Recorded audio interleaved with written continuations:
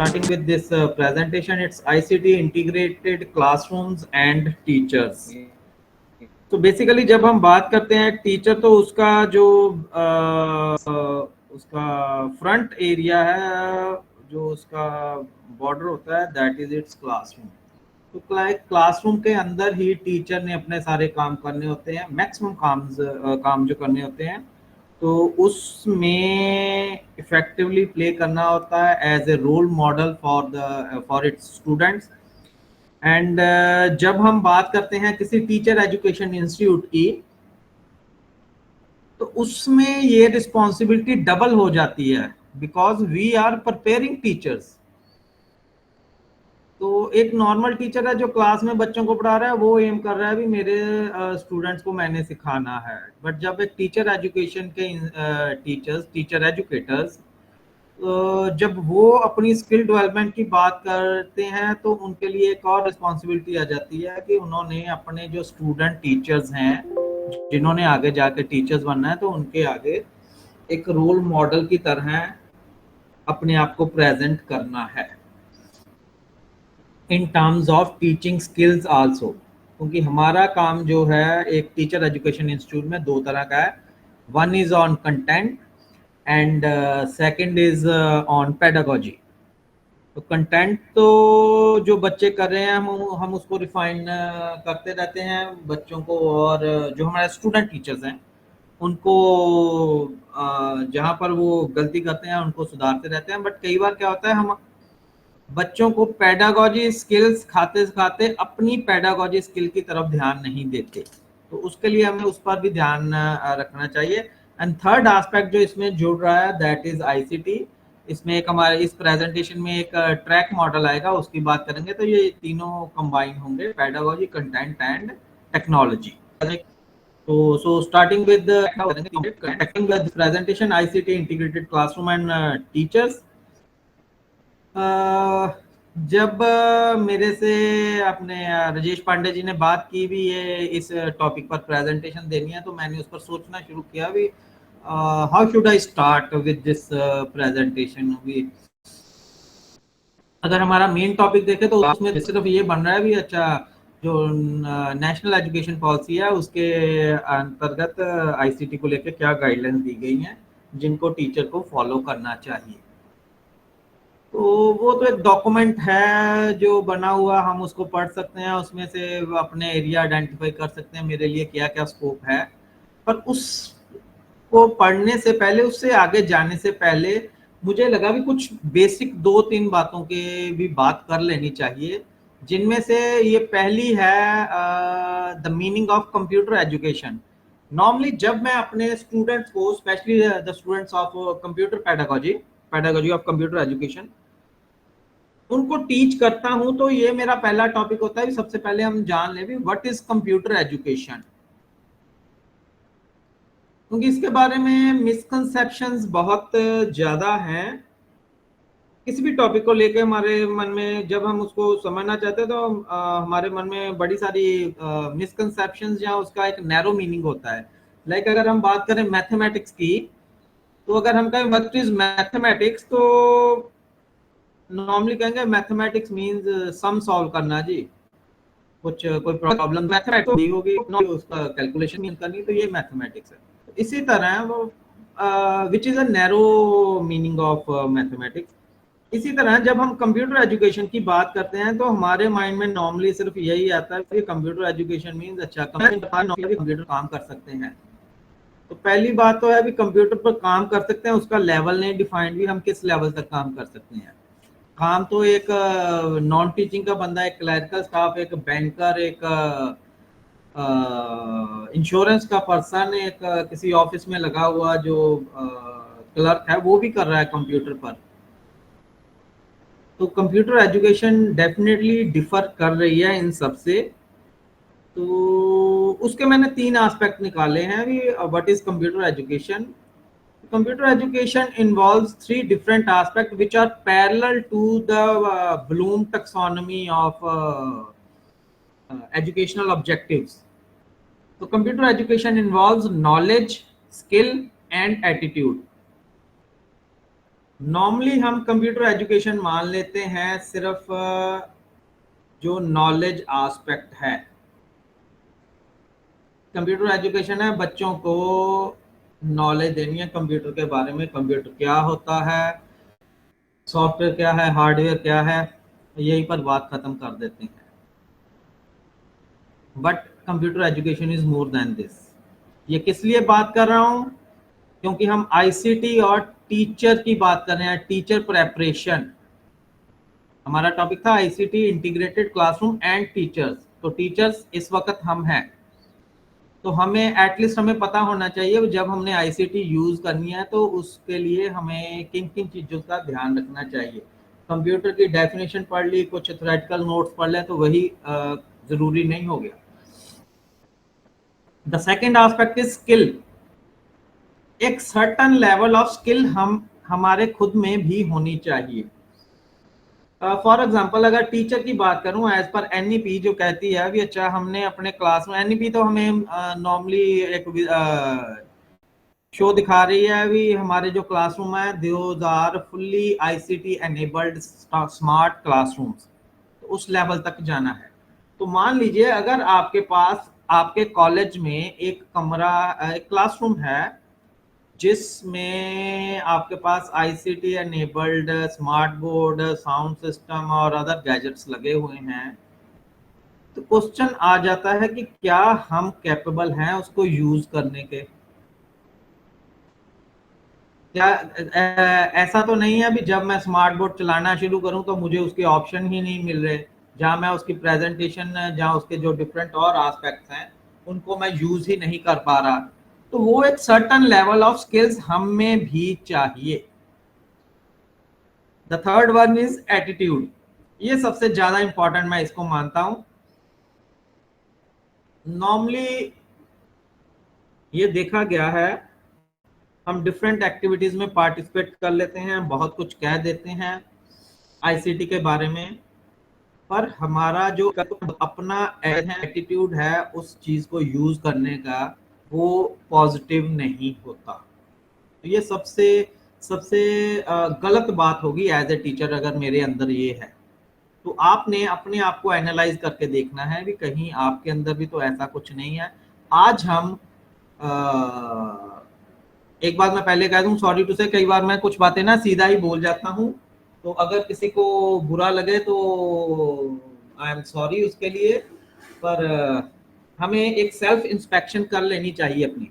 आज हमारा जो ये ग्रुप है लगभग 10-11 जानों का जो अभी है, तो वो सभी जाने अपने आप में एनालाइज करके देखें भी क्या मेरा एटीट्यूड आईसीटी को यूज करने के लिए सही है कि नहीं है, पॉजिटिव है कि नहीं है।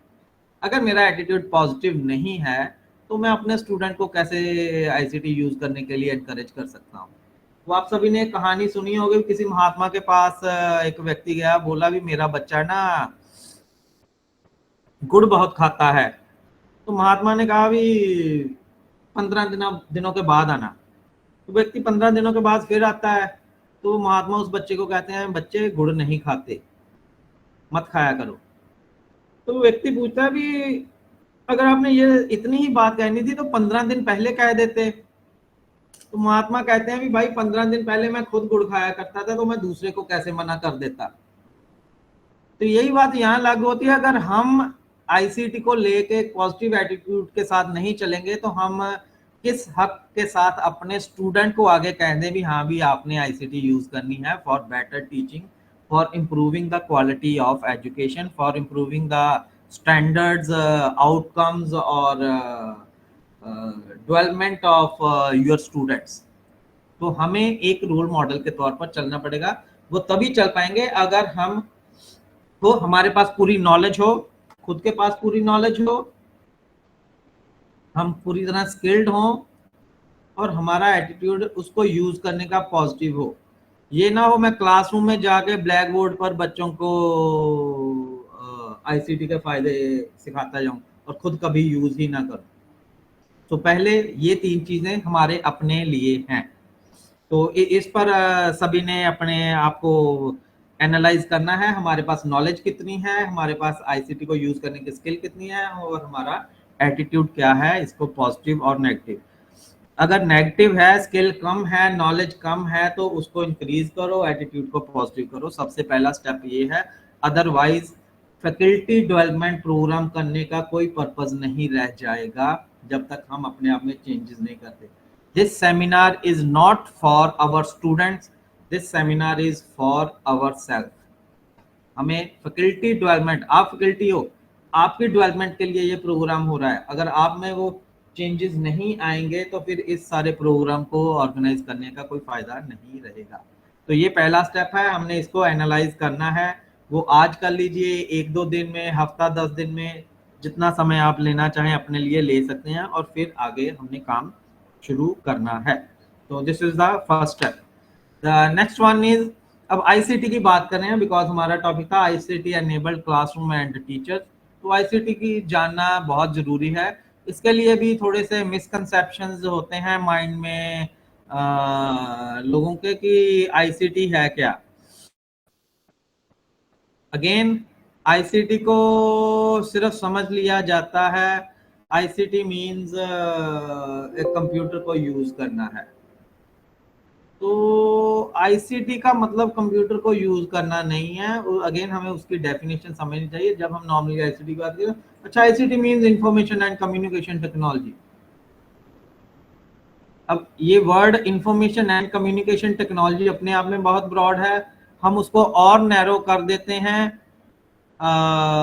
In the form of computer का यूज करना है, सिर्फ कंप्यूटर यूज करना आना चाहिए। जो वर्ड आ जाए, थोड़ा सा एक्सेल आ जाए, पावर पॉइंट आ जाए, बस इससे आगे हम चलते हैं। But ICT includes use of computer, वो बस एक कंपोनेंट है और कुछ नहीं है। Then network and internet. Internet आजकल सबसे इंफॉर्मेशन का, नॉलेज का एक बढ़िया सोर्स है, तो हमें वो यूज करना आना चाहिए। और इंटरनेट यूज करने का मतलब सिर्फ फेसबुक, इंस्टाग्राम, व्हाट्सएप यूज करना नहीं है। एज ए टीचर हमें यूज करना है। तो हमें अपना जो सोचने का जो बाउंड्रीज है उसको इंक्रीज करना पड़ेगा। Telecommunication. Teaching is what? Teaching is just communication between the two persons, teacher and student. तो अगर आईसीटी की बात कर रहे हैं तो कम्युनिकेशन जरूर होनी चाहिए। हम अपनी बात अपने स्टूडेंट तक कैसे पहुंचा सकते हैं, उसके लिए हमें डिफरेंट मीडिया चाहिए। आज की मीटिंग के लिए हम गूगल मीट यूज कर रहे हैं, अगर हमें इसके बारे में ना पता होता तो शायद हम आज की मीटिंग ही ना कर पाते। स्पेशली कोरोना से पहले के टाइम को याद करके देखिए, हमें इन चीजों के बारे में कुछ ज्यादा नहीं पता था, and we were not able to use corona all these platforms। Then media, different medias को यूज करना। हमारे पास कौन से मीडिया अवेलेबल है जिनको हम टीचिंग के लिए यूज कर सकते हैं। कहीं ये ना हो जाए भी हम जब आईसीटी की बात करें तो सिर्फ क्लासरूम में एक हमें जो स्मार्ट बोर्ड के नाम पर एक जो इलेक्ट्रॉनिक इक्विपमेंट मिला हुआ है उसके ऊपर सिर्फ प्रेजेंटेशन चला के, जहां उसके ऊपर पेन के साथ उसको व्हाइट बोर्ड बना के उस पर सिर्फ लिखते रहे, ये तो उसका छोटा सा काम है। तो अगेन, क्या ऑप्शंस अवेलेबल हैं, उनको कैसे यूटिलाइज करना है। The last one is data storage and processing. देखो, आईसीटी यूज करने का फायदा तभी होता है अगर वो हमारे एनर्जी, टाइम और एनर्जी को कम करे। अगर मुझे हर बार अपने स्टूडेंट को टीच करने के लिए उतनी ही एनर्जी, उतना ही टाइम दोबारा लगाना पड़े तो आईसीटी यूज करने का कोई फायदा नहीं है। पहली बार जब हम आईसीटी को यूज करते हैं तो normal traditional way of teaching से हमें ज़्यादा समय लगता है, हमारी ज़्यादा एनर्जी लगती है। फॉर एग्जांपल, मान लीजिए आपने अपनी क्लास में टीच करना है स्टूडेंट को। आप सोचते हैं अच्छा, क्लास में जाके मैं बच्चों को ब्लैक बोर्ड यूज करके जाए लेक्चर के द्वारा तो मैं पढ़ाता ही हूँ, चलो इस बार मैं ना एक प्रेजेंटेशन से पढ़ाऊंगा स्टूडेंट को। तो दैट मीन्स आपको वो प्रेजेंटेशन तैयार करनी पड़ेगी, तो उसके लिए आपको टाइम चाहिए। ये जो मैंने प्रेजेंटेशन बनाई है, मुझे 3 दिन लगे इसको बनाने के लिए, और सबसे कम टाइम में तैयार हुई प्रेजेंटेशन है मेरी। अदरवाइज मैं 15-15, 20-20 दिन लेता हूँ एक प्रेजेंटेशन को तैयार करने के लिए। तो वो मेरा टाइम और एनर्जी उसमें लग रहा है। मान लीजिए मैंने नेक्स्ट टाइम यही टॉपिक अगली क्लास को पढ़ाना है, या नेक्स्ट स्टूडेंट को पढ़ाना है, या किसी और कॉलेज में मैंने टीच करना है, तो उसका फायदा तभी है अगर मेरे पास पहले वाला डाटा सेव्ड हो, मेरी प्रेजेंटेशन मेरे पास सेव्ड हो। अगर मुझे दोबारा से फिर वही प्रेजेंटेशन बनानी पड़े तो फिर उसका कोई यूज नहीं होगा, मैं 10-12 दिन फिर लगाऊंगा उस पर। तो उसके लिए हमारे पास जरूरी है हमें डाटा स्टोरेज और उसको प्रोसेस करने की नॉलेज हो। तो मीन आईसीटी सिर्फ कंप्यूटर का यूज नहीं है, इसमें network, telecommunication, media, data storage and processing भी चाहिए। इसके आगे कुछ टूल्स की बात करूंगा, क्या क्या टूल्स हमारे पास अवेलेबल हैं। इनफैक्ट एंडलेस टूल्स अवेलेबल हैं, उनमें से कुछ एक की बात करूंगा जिनके बारे में आपको, कुछ एक के बारे में आपको पता भी होगा, कुछ एक के बारे में नहीं भी पता होगा, but the main thing is हमें उनको यूज करना है। तो अभी हमने दो चीजें की, व्हाट इज कंप्यूटर एजुकेशन, अपने आप को, उसके अपने माइंड को उसके अकॉर्डिंगली हमने ट्रेन करना है भी। कंप्यूटर एजुकेशन छोटा कंसेप्ट नहीं, बड़ा है। एंड आईसीटी भी सिर्फ not use of computer only, but other equipments and facilities, services also. ये दो बेसिक चीजें थी सिर्फ अपने टॉपिक को समझने के लिए, आईसीटी को, उसका अपना जो अपना विजन है उसको ब्रॉडर करने के लिए भी, आईसीटी एंड कंप्यूटर को लेके। Now we come with this our main topic, that is ICT and NEP. तो जब मैं ये प्रेजेंटेशन बनाने लगा, अभी इसमें क्या होना चाहिए, ICT integrated classroom and teachers in the light of NEP 2020। तो सबसे पहले बात आ जाती है एनईपी में टेक्नोलॉजी और आईसीटी को यूज को लेकर क्या कहा गया है, वो समझ लेना चाहिए हमें। तो इस आगे वाले सेक्शन में मैं यही बात करने लगा हूँ कि एनईपी को लेके, एनईपी में टेक्नोलॉजी को लेके आगे क्या कुछ कहा गया है। ये जो आप पिक्चर देख रहे हो अभी स्क्रीन पर,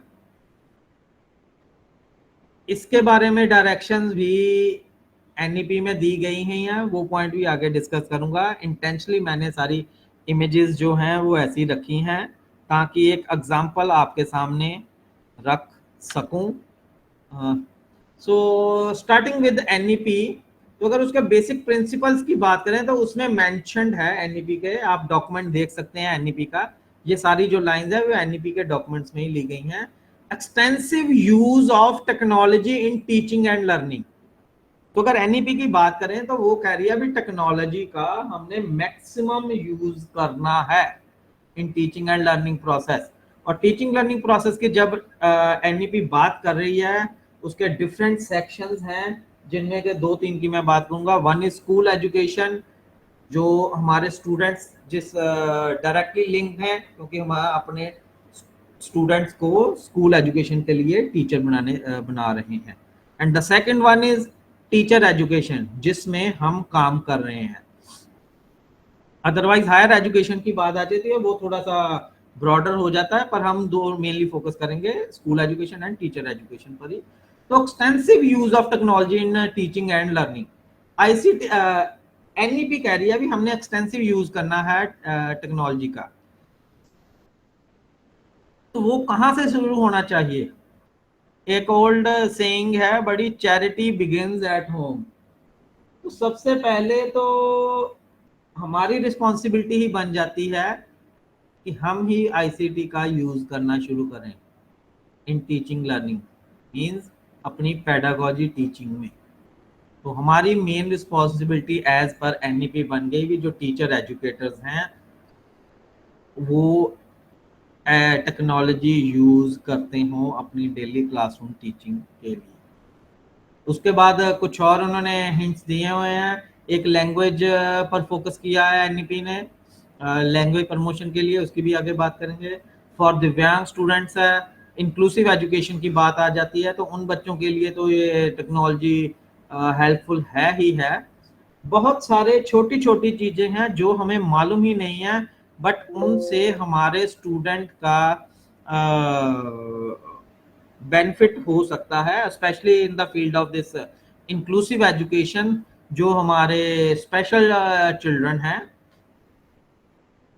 आपके कॉलेज में नैक से आने नैक की विजिट से आने से पहले मेरे मेरे पास मेरे अपने इंस्टीट्यूट में एक लड़की थी पढ़ती, she was totally visually impaired. तो उसके लिए हमने एक प्रोजेक्ट चलाया था कि हाँ वो बुक्स नहीं पढ़ सकती और ब्राइल में books available, teaching material available नहीं है, तो क्या किया जाए। तो मेरे जो टीचर्स हैं उन्होंने और हमारे कुछ स्टूडेंट्स को अपनी टीम में शामिल किया और उनको लगाया भी हाँ आप सभी ने जब घर पर पढ़ना है तो उसकी रिकॉर्डिंग तैयार करके स्टूडेंट को भेजनी है, या हमें भेजनी है, हम उसको अवेलेबल कराएंगे। वो एक टीचर मेरा सारे रिकॉर्डिंग्स इकट्ठी कर रहा था, हमारे जो टीचर मेरे टीच करते थे क्लासरूम में वो भी रिकॉर्ड होता था, जो बच्चे घर में जाके अपना पढ़ते थे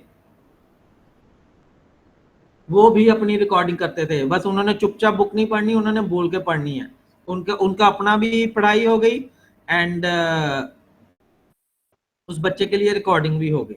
तो हमने एक रिपोजिटरी तैयार कर ली जो उस बच्चे को अवेलेबल कराई, तो उस बच्चे ने बड़े अच्छे से पेपर दिए और बड़े अच्छे एग्जाम से पास हुआ। एक छोटा सा कंसेप्ट था, हो सकता है आपने भी कभी ना कभी अपने इंस्टीट्यूट में ये अप्लाई किया हो। And this was I think 10 years back, जब आईसीटी का इतना था नहीं।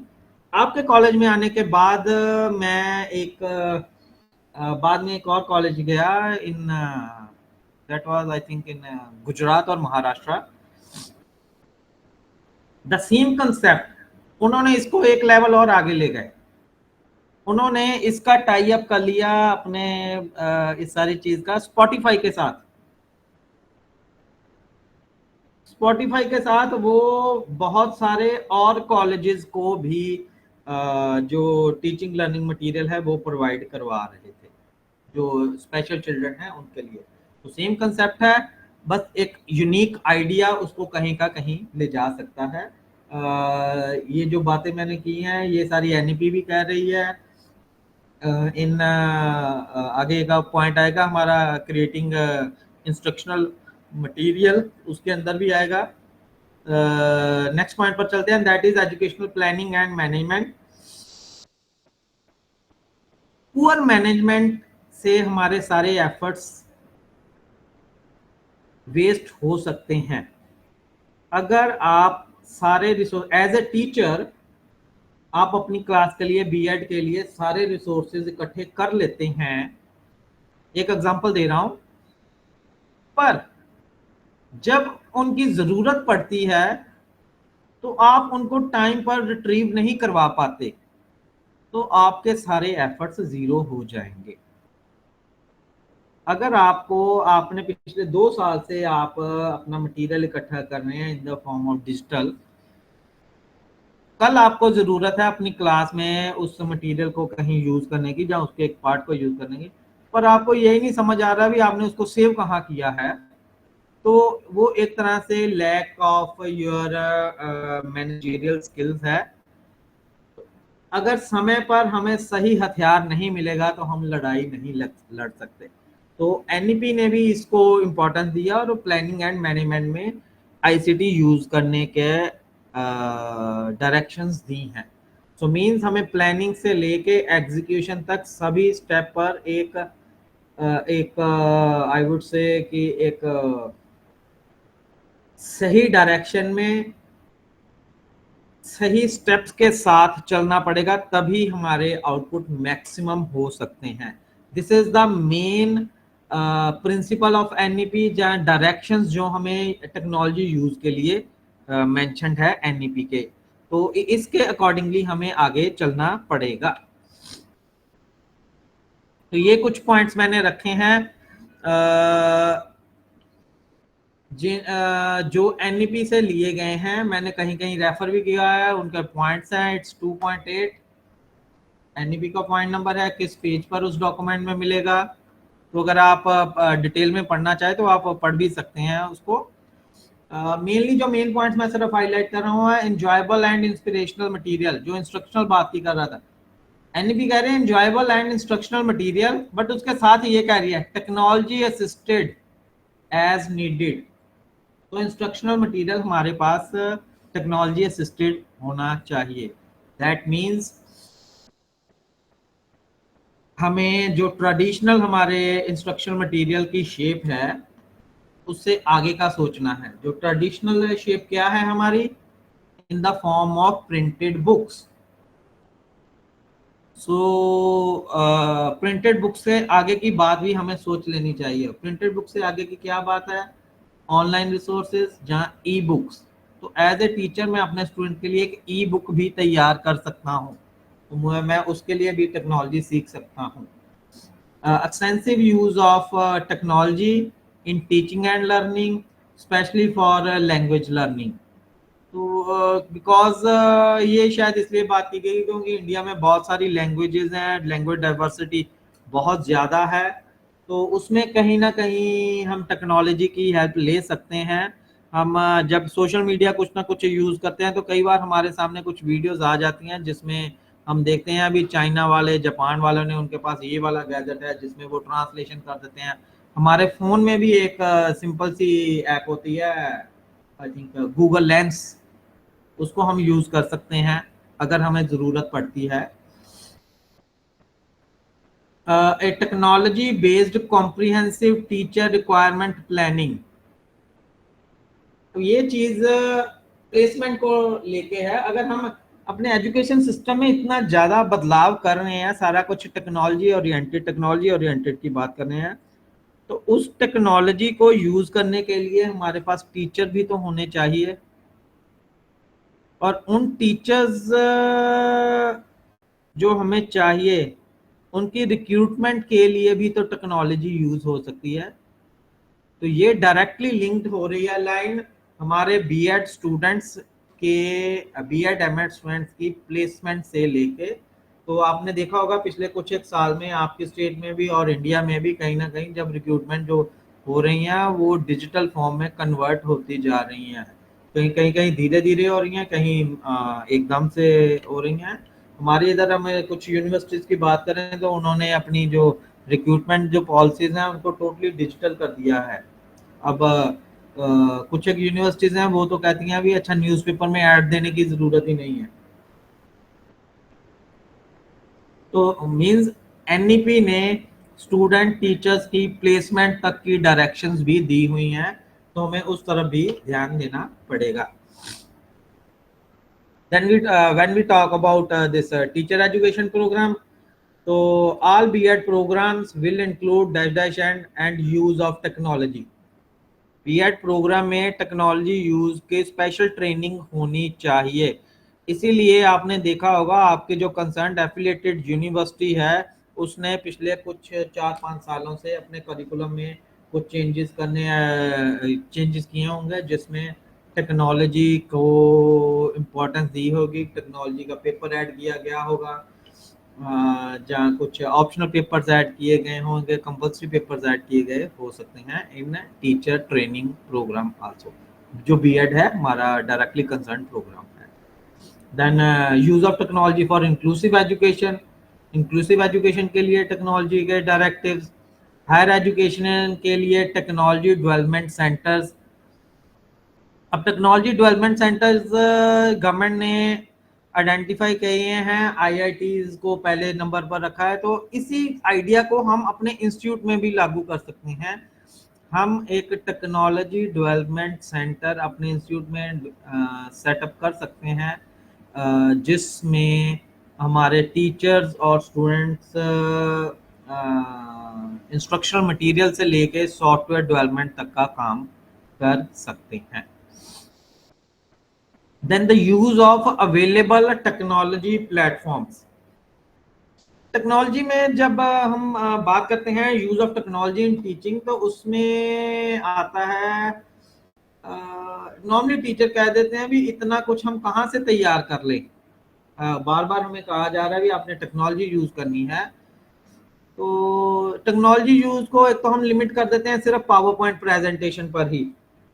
वो सबसे छोटा सबसे आसान काम है, तो मैं एग्जाम्पल के तौर पर सिर्फ उसी को ले रहा हूँ सबसे छोटे काम के लिए। क्योंकि उसमें टाइम और एनर्जी सबसे कम लगती है। पर हमारे टीचर्स इसमें भी कंप्लेंट करते हैं भी हम कितनी प्रेजेंटेशन बनाते जाएं, है ना। तो उसके लिए एक प्रिंसिपल होता है आईसीटी यूज करने का। The first one is make use of available resources. The second one is create. तो जब हमने टेक्नोलॉजी यूज की बात करनी है, मैंने क्लासरूम में कुछ भी यूज करना है, तो सबसे पहले मैं देखूं मेरे पास कुछ ऑलरेडी अवेलेबल रिसोर्सेज तो नहीं है। अगर कुछ ऑलरेडी अवेलेबल है तो फिर मैं क्यों क्रिएट करूं, मैं उसको ही क्यों ना यूज करूं। मेरा टाइम, मेरी एनर्जी, सब कुछ बचेगा। और एक फैक्ट की बात आपको बता दूं, अगर आप अपने पास जो हमारे पास डिजिटल रिसोर्सेज अवेलेबल हैं, उन सभी को एक बार अपने करिकुलम, जो बीएड करूँ, जो भी क्लास आप टीच कर रहे हो, इधर बीएड और जो एमएड टीच कर रहे हैं, उस करिकुलम के साथ रिलेट करके देख लीजिए। आपके पास 10% भी टॉपिक नहीं बचेंगे जिनके लिए आपको नया मटेरियल क्रिएट करने की जरूरत है। तो हमारे पास इतना ज्यादा ऑलरेडी मटेरियल अवेलेबल है, बस हमें उसको यूज करना है। तो उसके लिए हमारे पास ये कुछ टेक्नोलॉजी प्लेटफॉर्म्स हैं जिनकी बात की गई है एनईपी में, भी उनको भी यूज करो। वो टेक्नोलॉजी प्लेटफॉर्म कौन से हैं जिनकी हम रोजमर्रा में बात करते हैं? स्वयं है, दीक्षा है, NROER है, स्वयं प्रभा है, पीजी पाठशाला है, बहुत सारे हैं। एनसीईआरटी के बड़े सारे प्रोजेक्ट्स हैं, सीआईईटी के बहुत सारे प्रोजेक्ट्स हैं, तो आईआईटी बड़े प्रोजेक्ट्स चला रहा है। अगर हम उनको सिर्फ यूज ही करना शुरू कर दें तो हमारी क्लासरूम का लेवल, हमारे स्टूडेंट्स का लेवल बहुत ज़्यादा बढ़ सकता है। जो मैंने अब ये पर्टिकुलरली आपके कॉलेज की नहीं, आपके रीजन की बात कर लूं, जो मैंने ऑब्जर्व किया था, क्योंकि मैंने झारखंड में आई थिंक 3-4 विजिट की हैं इसको, नैक को लेके। मुझे जो एक प्रॉब्लम आई, सामने आई, मुझे समझ आई, in specially in this area of Jharkhand, Bihar, Chhattisgarh, इन एरियाज में, और एक आई थी नॉर्थ ईस्ट में भी, वहां पर भी है ये प्रॉब्लम। वहाँ के जो स्टूडेंट्स हैं या टीचर्स हैं, उनका रेस्ट ऑफ वर्ल्ड के साथ एक्सपोजर नहीं है, जब बहुत कम है। उससे क्या होता है कि जो टीचर्स हैं ना, वो एक लिमिटेड दायरे में ही सोच पाते हैं।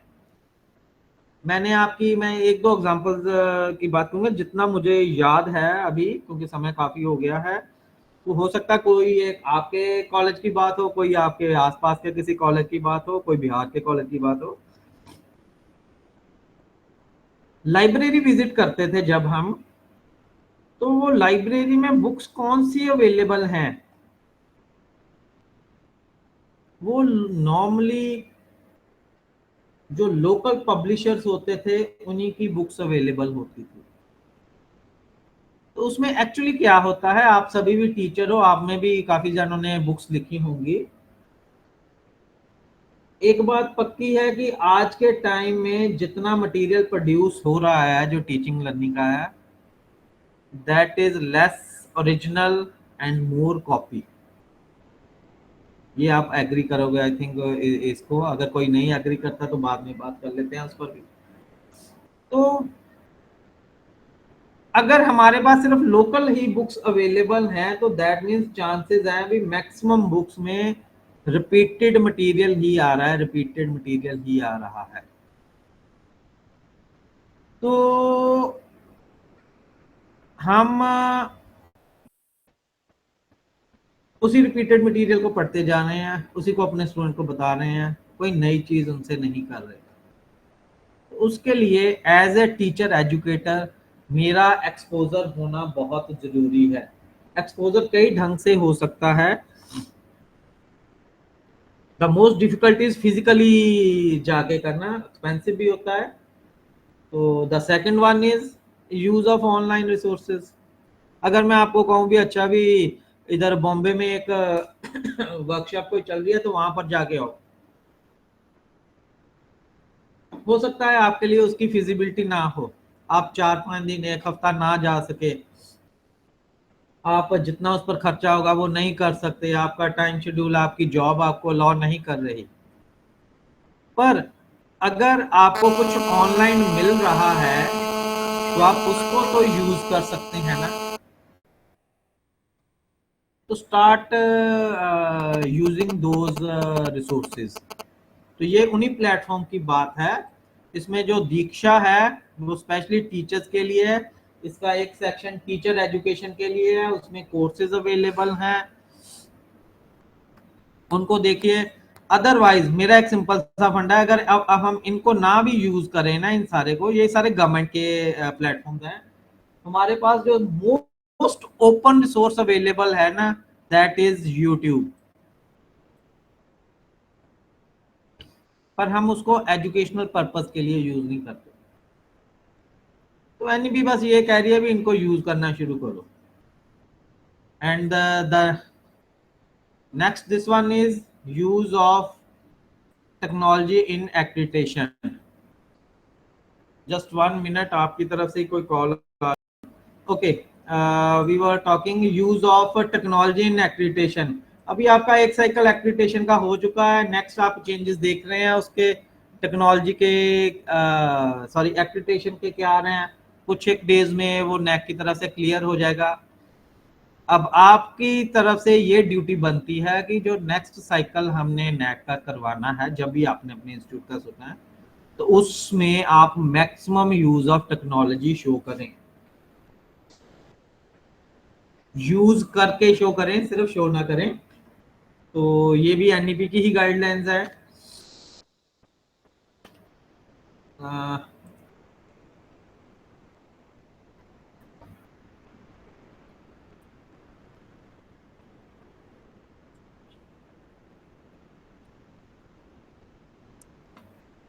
Just 1 minute.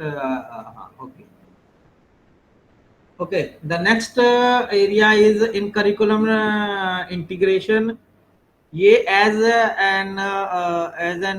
A teacher of affiliated college हमारा इतना इसमें स्कोप नहीं है, बिकॉज एफिलिएटेड कॉलेज में जो मैक्सिमम करिकुलम डिजाइनिंग का पार्ट होता है वो हमारी एफिलिएटिंग यूनिवर्सिटी के ऊपर होता है।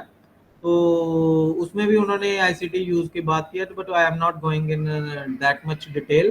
पर उसमें एक बात करूंगा, जो जिसकी ये बात करें, that is this encourage lesson planning and ICT integration. आप एक अपने कॉलेज में प्रोजेक्ट शुरू कर सकते हैं, जो अभी ट्रेडिशनल वे से आप लेसन प्लान्स आपके बन रहे हैं, आप उन सभी को डिजिटल फॉर्म में कन्वर्ट कीजिए। और डिजिटल फॉर्म में कन्वर्ट करने का मतलब सिर्फ ये नहीं है उनको टाइप कर लिया जाए। डिजिटल फॉर्म में कन्वर्ट करने का मतलब है उसको और ज़्यादा इफेक्टिव बनाना और अपनी टाइम और एनर्जी को बचाकर उसको यूनिवर्सली अवेलेबल करवाना। तो इन इन चीज़ों का ध्यान में रखना। तो linking with pedagogy, content and technology. जिस इस टपैक मॉडल की मैं बात कर रहा था, that was technology, pedagogy and content, इन सभी को कंबाइन करना। सेपरेटेड रख के चलोगे तो आईसीटी यूज करने का कोई फायदा नहीं होगा। देन इम्प्लीमेंटेड फ्लिप्ड क्लासरूम और ब्लेंडेड लर्निंग। ब्लेंडेड लर्निंग की बात कर रहे हैं, काफी पुरानी बात है ब्लेंडेड की। That means combination of traditional and technology. जब एज ए टीचर हम कोई काम करते हैं ना, तो हमारे पास हर एक स्टेप पर हमारी जो रिस्पॉन्सिबिलिटी होती है वो होती है बेस्ट प्रोड्यूस करने की। तो उसके लिए हमारे पास एक पर्टिकुलर टाइम पर, एक पर्टिकुलर प्रोसेस में जो भी ऑप्शंस अवेलेबल हैं उनमें से कौन से बेस्ट हैं वो यूज करने। फॉर एग्जाम्पल आप क्लासरूम में जा रहे हैं टीच करने के लिए, तो आपके पास एक ऑप्शन अवेलेबल है, आप क्लास में जाओ, डाइस पर बुक रखो, खड़े होके लेक्चर दे आओ। दूसरा आपके पास ऑप्शन है, आप ब्लैक बोर्ड यूज करो। तीसरा ऑप्शन है आपके पास, आप कोई चार्ट मॉडल कुछ ऐसा कोई टीचिंग एड यूज कर सकते हैं। चौथा, अच्छा मेरे कॉलेज में एक क्लास में स्मार्ट बोर्ड भी तो लगा हुआ है, मैं उसको यूज कर लूं। तो हमारे पास चार ऑप्शन आ गए, तो उनमें से बेस्ट कौन सा है वो एज टीचर हमने सेलेक्ट करना है। और यही बात हमने अपने स्टूडेंट को भी सिखानी है। अगर आप ये बात खुद नहीं सीख पाओगे तो अपने स्टूडेंट को नहीं सिखा पाओगे। तो अपनी टीचिंग में ये चेंज लाना है। नेक्स्ट ईयर से, नेक्स्ट सेशन से जो अभी शुरू हुआ है, आपके शायद अभी शुरू हो रहा होगा, मैंने इस साल अपनी टीचिंग में एक टारगेट रख लीजिए। मैं बहुत ज्यादा बड़े टारगेट नहीं रखता, शुरुआत में मैं छोटे टारगेट के पर ही जोर देता हूं। सिर्फ 10% मैंने आईसीटी का यूज करना है। आप 10 रख सकते हैं, अपनी अपनी टाइम, अपनी एनर्जी, अपनी कैपेबिलिटी के अकॉर्डिंगली 5%, 10%, 15%, कुछ भी रख सकते हैं। तो मैंने इस साल, जो मैं पिछले साल विदाउट इनके यूज आईसीटी यूज करके पढ़ा रहा था, 10% टॉपिक जो है मैंने आईसीटी यूज करके पढ़ाना। नेक्स्ट ईयर भी 10% पढ़ाऊंगा।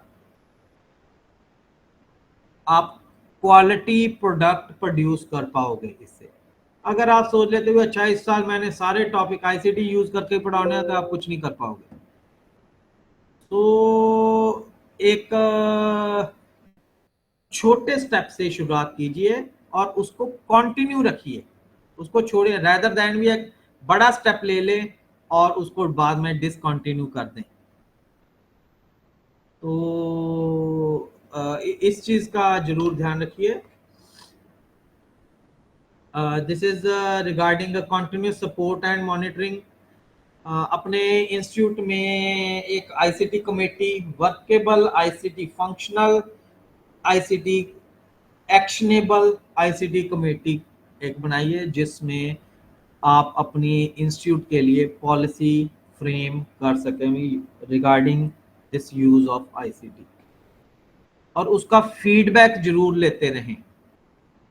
Feedback from students, feedback from your colleagues, feedback from your head, principal madam, feedback from your management, feedback from your other stakeholders, जिनको पता चलता है भी आप इस ढंग से आपने अपनी टीचिंग चेंज की है।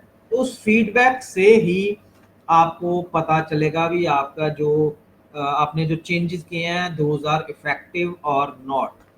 तो उसका एक छोटा सा ये मेथड, एक रिफ्लेक्टिव जर्नल भी है जो आप खुद कर रहे हैं, उसके बारे में जानना। अपने डिजिटल पोर्टफोलियोज तैयार कीजिए, दूसरे का पोर्टफोलियो खुद देखिए, अपना किसी दूसरे को दिखाइए, आपको पता चलेगा भी आपको क्या चेंजेस की जरूरत है। तो ये कुछ एक गाइडलाइंस हैं जो इसकी तरफ से दी गई हैं। अगेन ये उसके ऑनलाइन रिसोर्सेज जो अवेलेबल हैं उनको यूज करने की बात है। इसके आगे मैं अभी बात करूंगा how we have to proceed in this use of ICT as per NEP। ये सारी समरी है उसकी जो हमने अभी तक बात की है। हम अभी इस चीज पर बात कर रहे हैं, कैपेसिटी बिल्डिंग। जो आपका FDP है, फैकल्टी डेवलपमेंट प्रोग्राम है, वो आपकी कैपेसिटी बिल्डिंग पर चल रहा है। हमने अभी इंफ्रास्ट्रक्चर की बात करनी है, कंटिन्यूस सपोर्ट की बात करनी है। करिकुलम एंड इनोवेशन वो हमारा पार्ट नहीं है, क्योंकि we are affiliated to some university और वो यूनिवर्सिटी का पार्ट होता है। पर हाँ, हम अपनी तरफ से सुजेशन जरूर अपनी यूनिवर्सिटी को दे सकते हैं। तो moving toward next section, again the summary of all the point जो अभी तक मैंने डिस्कस किए हैं उनकी समरी है। It's nothing more than that, जो NEP में दिया गया है टेक्नोलॉजी को लेकर उसके बारे में है। ओके, दिस इज अब हमने प्रोसीड कैसे करना है उसकी बात है। अभी तक तो हमने जान लिया भी एनईपी टेक्नोलॉजी के बारे में क्या कह रही है। जो पॉलिसी होती है उसमें बहुत सारी बातें जनरलाइज्ड फॉर्म में लिखी होती हैं। अगर आप एनईपी का डॉक्यूमेंट भी पढ़ें तो आपको उसमें से ये जो सारी लाइंस आई हुई हैं तो वो जनरलाइज फॉर्म में दी गई होती हैं, बट जब उसकी इम्प्लीमेंटेशन फेज की बात आती है तो वो किसी डिफरेंट वे से होता है। पॉलिसी एक नेशनल लेवल पर इंटरनेशनल स्टैंडर्ड्स के अकॉर्डिंगली बनाई गई है। हमने सोचना होता है अपने कॉलेज लेवल पर अपनी लोकल जो सराउंडिंग्स हैं उसके अकॉर्डिंगली। तो उसके अकॉर्डिंगली हमें कैसे प्रोसीड करना है। हम क्लासरूम की बात कर रहे थे, हम टीचर्स की बात कर रहे थे, अपनी बात कर रहे थे जो टॉपिक है। तो हमने अपने आप में चेंजेस लाने हैं।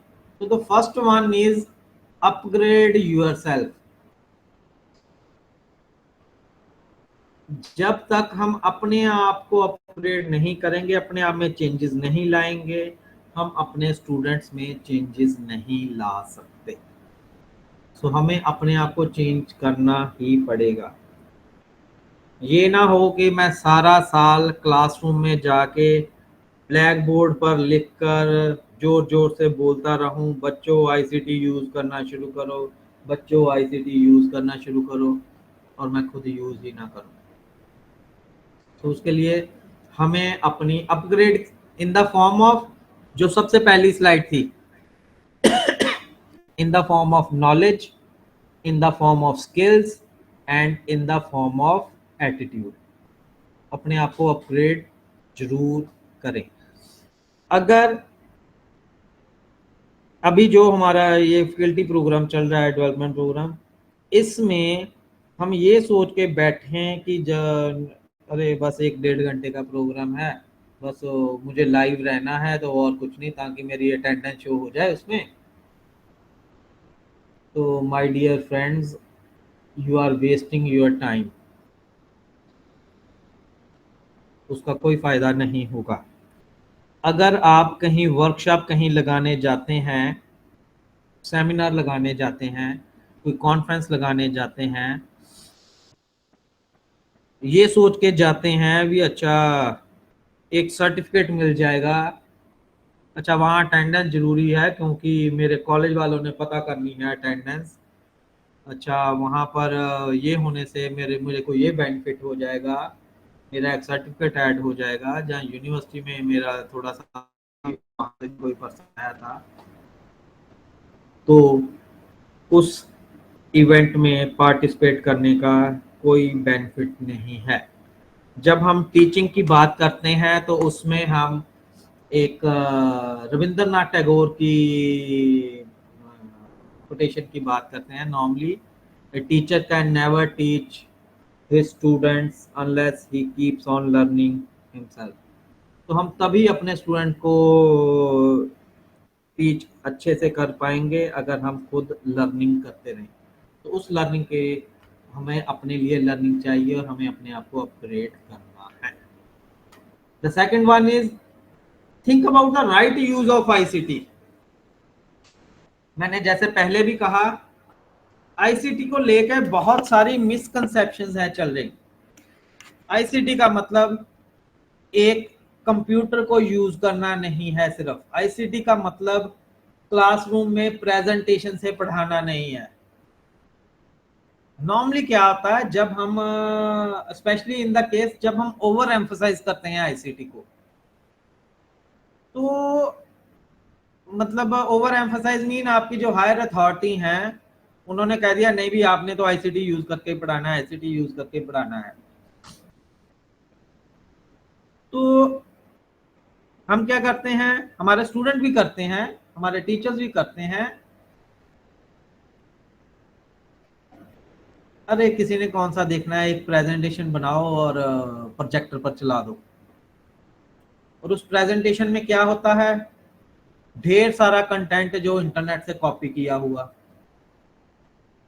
तो उसका कोई फायदा नहीं। वो तो आप बच्चों को नोट्स भी दे सकते हो। जो अगर आपने कंटेंट देना है वो आप उसको ब्लैक बोर्ड पर लिख कर भी दे सकते हो। इसलिए मैं कह रहा था एक छोटा स्टेप लीजिए पर इफेक्टिव स्टेप लीजिए।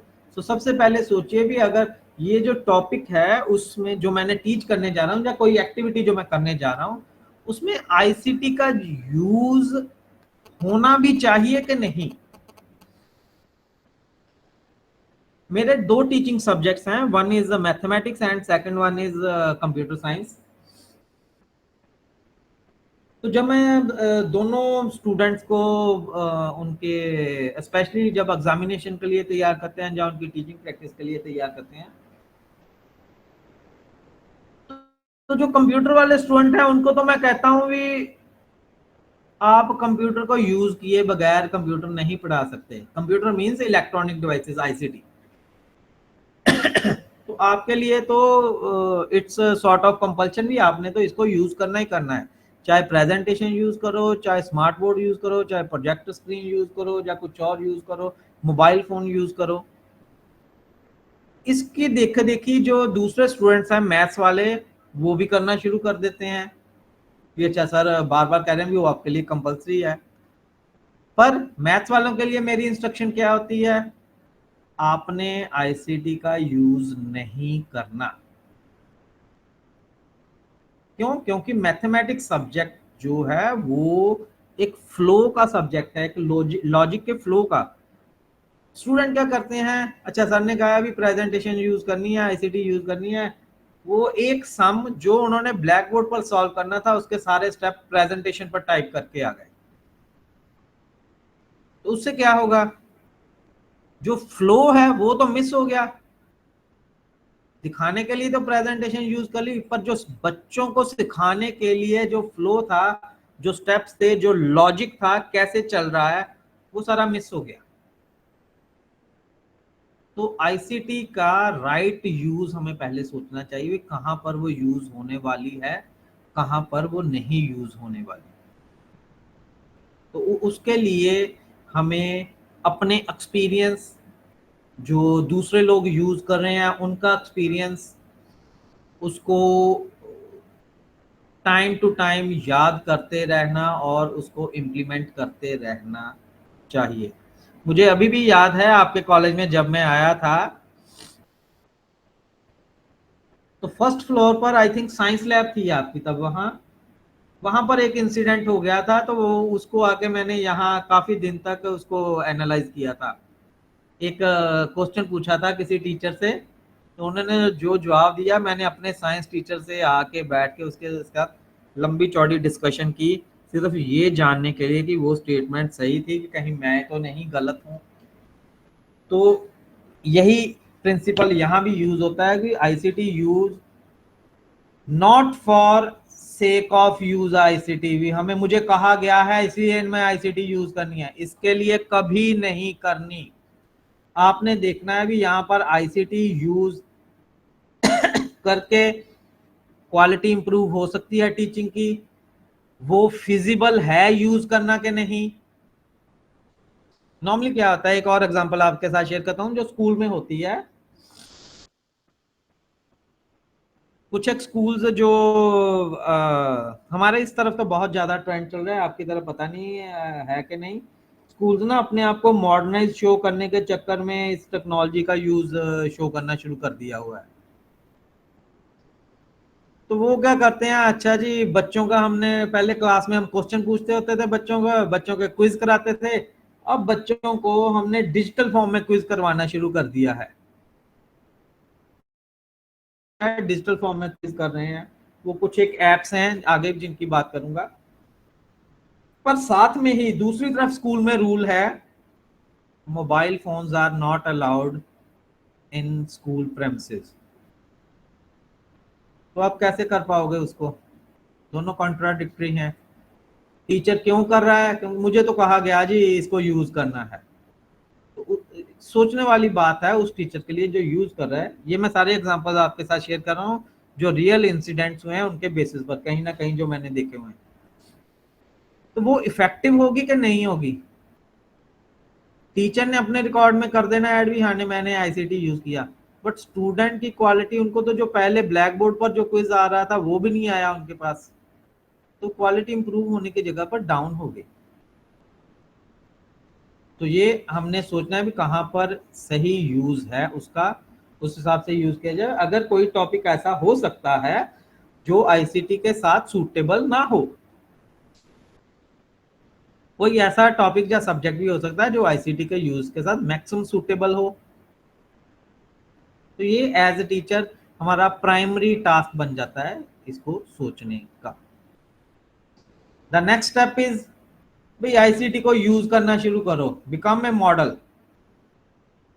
जब तक हम खुद आईसीटी को यूज नहीं करेंगे हम बच्चों को नहीं सिखा पाएंगे। अगर आप खुद यूज कर रहे हो तो 40 to 50% आपकी एनर्जी बचेगी, आपको बच्चों को कहना ही नहीं पड़ेगा भी आईसीटी यूज करनी है, बच्चे आपको देख के ही सीखेंगे। कभी जो प्राइमरी क्लासेस के बच्चे हैं, जो जो जहाँ जो बच्चा स्कूल सिस्टम में एंटर करता है उसको देखिए, वो सारा कुछ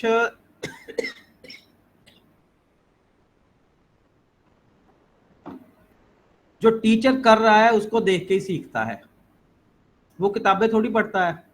नर्सरी प्री नर्सरी क्लासेस जो एलकेजी यूकेजी हमारे होती हैं, वो बच्चे बुक्स पढ़ते हैं? नहीं पढ़ते।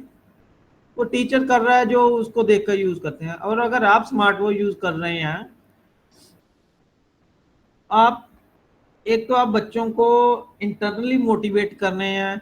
नेक्स्ट पॉइंट वैसे हमारा एक्सटर्नल मोटिवेशन ही था, बच्चों को इंटरनली मोटिवेट कर रहे हैं, भाई मैं यूज कर रहा हूं तो आपने अपने एग्जामिनेशन में स्मार्ट बोर्ड यूज करना है। मैं ज्यादा नहीं बात कर रहा, छोटा सा स्टेप सिर्फ एग्जामिनेशन में। अगर आपका एक्सपेरिमेंट एग्जामिनेशन में सक्सेसफुल हो गया तो आप उसको आगे अपनी टीचिंग प्रैक्टिस में भी इनकॉर्पोरेट कर सकते। द नेक्स्ट इज, बच्चों को एक्सटर्नली मोटिवेट करना, वो भी चाहिए। हो सकता है सारे स्टूडेंट ना समझ पाए इसको भी, आपका जो आईसीटी का यूज है। मेरे पास एक एग्जांपल है किसी टीचर को लेके। बच्चों में ये जब बच्चों ना वो टीचर नहीं मिल रहे होते थे कॉलेज में, तो किसी ने पूछना भी, अच्छा वो टीचर कहाँ है, एबीसी टीचर जो, तो बच्चों का हमेशा जवाब होना, सर वो किसी कंप्यूटर के पास ही होंगे, वो और कहीं नहीं मिल सकते। तो आपकी एक इमेज बन रही है, तो वो आप एक मोटिवेशन दे रहे हो, बच्चे यूज करना उसको शुरू करते हैं। इसी तरह एक्सटर्नली बच्चों को भी मोटिवेट कीजिए भी हाँ भी इसको यूज करना है। आने वाले समय में जो एजुकेशन में चेंजेस आ रहे हैं, हो सकता है आपकी जॉब किसी सो कॉल्ड मॉडर्न स्कूल में लग जाए, तो वहां पर आपको स्मार्ट क्लासरूम में टीच करना पड़ सकता है। आपकी जॉब रिक्वायरमेंट जो स्कूल की हो सकती है अभी, बच्चे आईसीटी फुली स्किल्ड हों, सिर्फ नॉलेज लेके ना, फुली स्किल्ड हों, तो उसके लिए यूज करना जरूरी है। Experience is the best trainer. किताबें हमें वो नहीं सिखाती जो एक्सपीरियंस सिखाता है। तो बच्चों को मोटिवेट करना शुरू कीजिए। और the last one is short term courses और सर्टिफिकेट कोर्सेज। ये दो तरह से काम करता है। एक है आपके अपग्रेडेशन के लिए, आप खुद भी कीजिए कुछ एक कोर्सेज। हमारी एक यूनिवर्सिटी है बॉम्बे की, SNDT वुमेन यूनिवर्सिटी है, उसका ऑनलाइन प्लेटफॉर्म है, बहुत सारे कोर्सेज करवा रहा है, तो आप खुद ज्वाइन कर सकते हो, अपने बच्चों को इनकरेज कर सकते हो। गवर्नमेंट के जो प्रोजेक्ट हैं स्वयं, वो बच्चों के लिए ही है। दीक्षा वो आपके लिए ही है। स्वयं प्रभा है, ई पाठशाला है, ई पीजी पाठशाला है। तो बहुत सारे प्लेटफॉर्म्स हैं जिनको यूज किया जा सकता है सर्टिफिकेट कोर्स करने के लिए। इसका डबल बेनिफिट हो जाते हैं, एक तो कुछ सीखने को मिल जाता है, साथ में कुछ सर्टिफिकेट्स भी मिल जाते हैं जो हमारी कहीं ना कहीं प्रोफेशनल डेवलपमेंट में काम आते हैं। एक तो ये पार्ट हुआ। सेकंड पार्ट जो इसका है, आप अपने कॉलेज में certificate course, short term course शुरू कर सकते हैं। तो उसके स्ट्रक्चर ऐसे बनाइए, उसको इम्प्लीमेंट ऐसे कीजिए भी वो आपका एक वैल्यूएबल एसेट बन जाए, not for the sake of starting A course only. कि हमें कहा गया है शॉर्ट टर्म कोर्स चलाना है, उसके लिए नहीं, रियल टीचिंग के लिए साल में चाहे एक ही सर्टिफिकेट कोर्स चलाइए, पर वो इतना इफेक्टिव हो, आपका टारगेट ऐसा होना चाहिए दूसरे कॉलेज के बच्चे कहें भी हमने इस कॉलेज से ये वाला सर्टिफिकेट कोर्स करना है। और उसका आगे का भी एक स्टेप है, आपके इधर तो ऐसा चलता है, अगर आप उसके कोर्स के अपने यूनिवर्सिटी से अप्रूवल करवा लेते हैं और यूनिवर्सिटी से सर्टिफिकेशन करवा लेते हैं, वो और वैल्यूएबल हो जाएगा। सो जो अभी पीछे हमने बात की थी, that was this ICT committee. ये कमेटी बैठ के प्लान कर सकती है अभी क्या हम रियली ऐसे कर सकते हैं कि नहीं। तो ये कुछ बेसिक गाइडलाइंस हैं शुरुआत करने के लिए।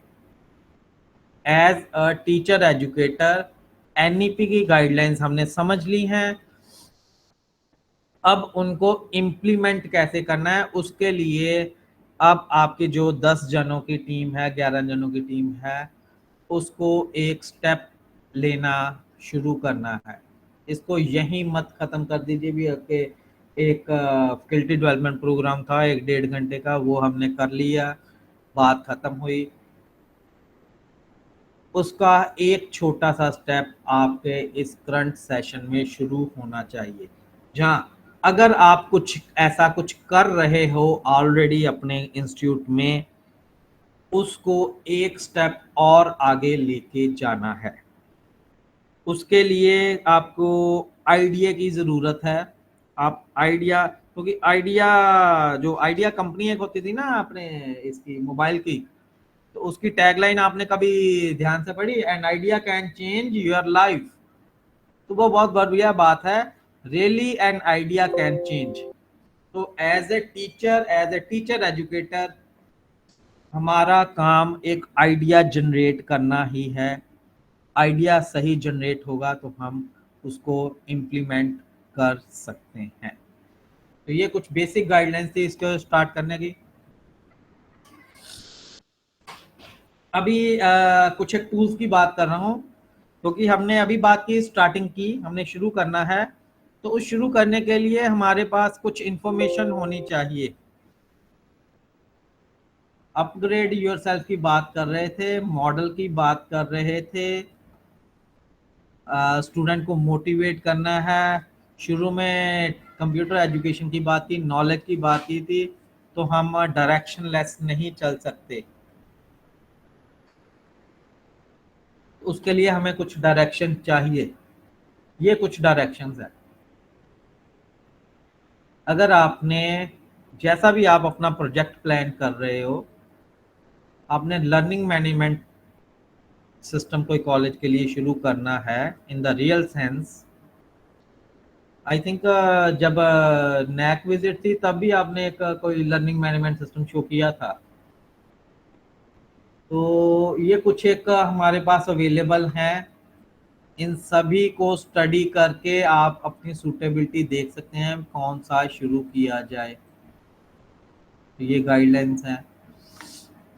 This one is the most comprehensive free available. तो टेक्निकल उसकी कुछ इम्प्लीकेशंस तो होंगी ही होंगी, तो उसको स्टडी किया जा सकता है। कंटेंट क्रिएशन, अभी मैं बीच में आई थिंक छोड़ गया एक बात ना, that was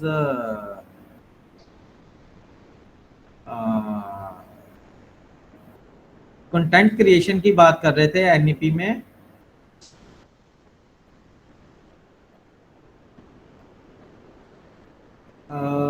training and hand on experience, पता नहीं कहाँ है लाइन, दैट वाज एजुकेशनल जो इंस्टीट्यूट्स हैं उन पर एक रिस्पॉन्सिबिलिटी है अभी, वो अपना इंस्ट्रक्शनल मटेरियल तैयार करें। तो हर एक टीचर अपने जिस भी सब्जेक्ट को टीच कर रहा है, चाहे वो पेडागोजी का है चाहे दूसरा है, तो उसके लिए वो सूटेबल डिजिटल कंटेंट तैयार करे। तो वो तैयार करने के लिए हमारे पास ये कुछ एक टूल्स हैं। This is the most famous one, बहुत ही इजी है। जो लोग ड्राइंग को डिज़ाइनिंग को पसंद करते हैं, आर्टिस्टिक क्वालिटीज़ हैं, वो इसको बहुत पसंद भी करते हैं, दे एंजॉय आल्सो। तो इनमें से आप यूज़ कर सकते हैं। और इसका एजुकेशनल वर्जन भी अवेलेबल है बहुत सारी फैसिलिटीज़ के साथ, उसको यूज़ किया जा सकता है। असेसमेंट और फीडबैक के लिए we can use any of these apps. ये हम मोस्ट कॉमन है, हम यूज़ करते हैं, ठीक है ना। ये वाली भी काफ़ी हद तक यूज़ होती है, we can use this. Then है डिजिटल लर्निंग कंटेंट और मूक्स प्लेटफॉर्म, जो सारे गवर्नमेंट के हैं। ये इंजीनियरिंग के लिए मेनली चलता है, हमारे लिए ज़्यादा एप्लीकेबल नहीं है। टीचर एजुकेशन के लिए ये वाला प्रोग्राम है। These are paid private platform, जिनसे हम अपनी अपग्रेडेशन के लिए कोई ना कोई कोर्स कर सकते हैं। ये जो है ये गवर्नमेंट की एक रिपोजिटरी है जिसमें काफ़ी सारे रिसोर्सेज अवेलेबल हैं। हम उनको ऑलरेडी अवेलेबल रिसोर्सेज जिनकी बात की थी, अगर हमारे पास ऑलरेडी अवेलेबल हैं तो पहला स्टेप है हम उनको ही यूज़ करें, तो इनको यूज़ हम कर सकते हैं। एंड दिस वन वाज, जो मैं कह रहा था, जो इमेज मैंने तैयार किया इंटेंशनली बनाई है, तो यूज़ ऑफ दिस एआई। इस प्रेजेंटेशन में आपने जितनी भी इमेजेस देखी हैं, including this one, this one, this one, ये सारी एआई के द्वारा जनरेटेड है। तो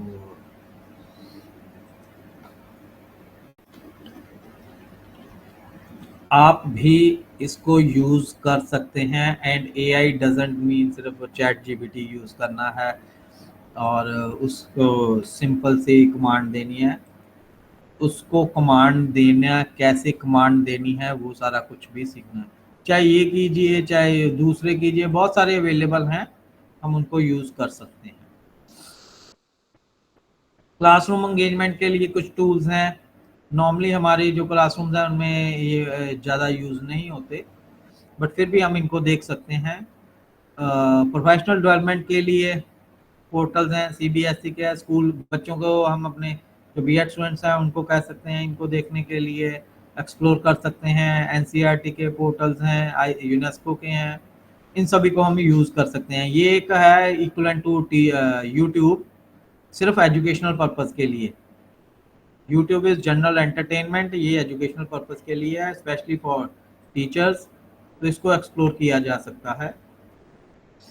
देन इंक्लूसिव एजुकेशन के लिए कुछ एक टूल्स हैं, जो अगर हमें ज़रूरत पड़ती है, हमारे पास कुछ स्पेशल चिल्ड्रन हैं, तो उनके लिए हम इनको भी यूज़ कर सकते हैं। तो these are the few hints, otherwise endless tools available हैं। अपनी फिजिबिलिटी, अपनी लोकेशन के हिसाब से हम उनको यूज़ कर सकते हैं। मैं कोई आपको टूल बता दूं, हो सकता है वो आप जहाँ पर आप रह रहे हैं, जहाँ पर आपका कॉलेज है, वहाँ पर वो सूटेबल ना हो।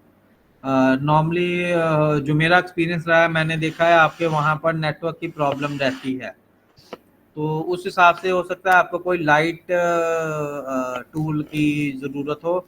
Heavy tool, heavy traffic, heavy network, heavy bandwidth demand भी करता है। तो मेरा बताया हुआ कोई टूल हो सकता है सूटेबल ना हो, इसलिए मैंने ये कुछ एक एग्जांपल्स दी हैं।